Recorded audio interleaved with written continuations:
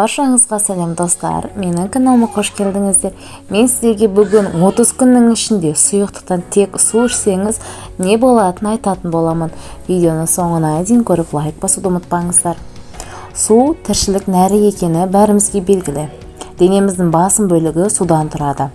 Ағзамыздың әрбір жасушасы, терісі немесе мүшесі терезеңіздің алдындағы гүл сияқты суды қажет етеді.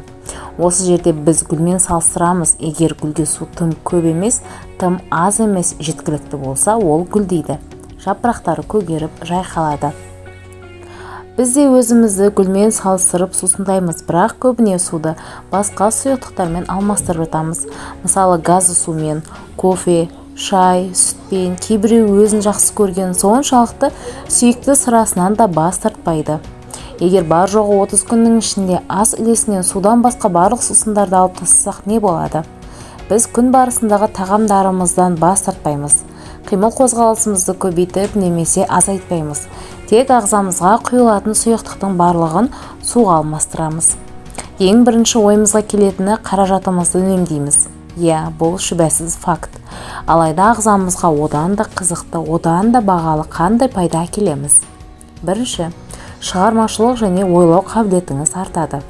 30 күн өткен соң нейробиология журналының таратқан ақпараты бойынша миыңыз бұрынғыдан жылдам реакциясымен таңғалдырады екен. Миымыз жақсы жұмыс істеу үшін тонналаған кислород қажет болған сияқты, су да оның жұмысын арттыра алатындардың қатарынан табылады. Нәтижесінде зейініңіз артып, ойлау қабілетіңіз тезірек және шапшаңырақ болады. Күніне 8-10 стакан су іше отырып, когнитивтік қабілетіңізді бақандай 30%-ға жақсартасыз. Екінші, құрдастарыңызға қарағанда жасырақ көрінетін боласыз. Ауыз суы теріңіздегі судың мөлшерін сақтай отырып, қартаю үрдісін баяулатады. Теріңізді ылғалдандырып, сау, жұмсақ, тегіс, жарқыраған, жас әрі әжімсіз етеді. Бұл жігітімізге де тигізер әсері мол. Су оның тонусын сақтайды. Осындай нәтижеге қол жеткізу үшін тек таза су ішуіңіз керек. Үшінші, иммунитетіңіз күш көрсете бастайды. Словак халқының мақалы «Таза су бұл алғашқы медицина» дейді. Бұл әлсіреп айтқандығы емес, су ағзаның тиімді функцияларын жаңартатын катализатор сияқты жұмыс істейді.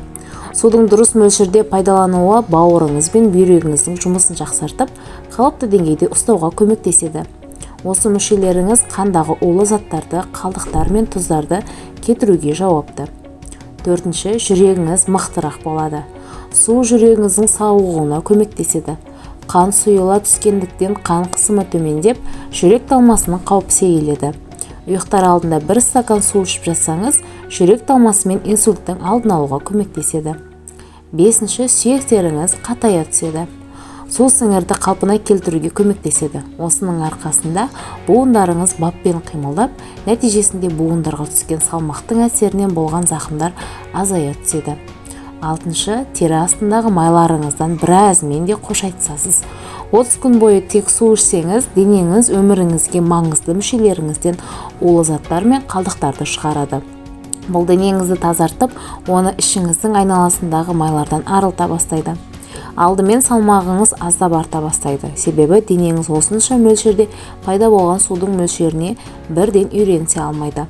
Алайда біраз уақыт өткен соң ағзаңыз жаңа тәртіпке үйренеді. Су қарныңыздың ашып тұрғанын да жоя алады.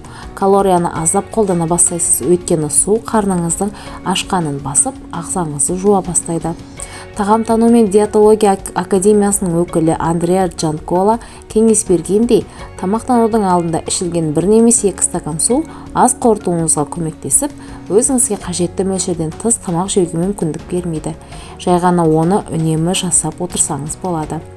Және ең соңғысы, 7-ші, зат алмасу үрдісі жақсарады. Зерттеулер көрсеткенде үнемі су ішіп жүрген адам диетаңызға қарамай зат алмасу үрдісін жақсартады.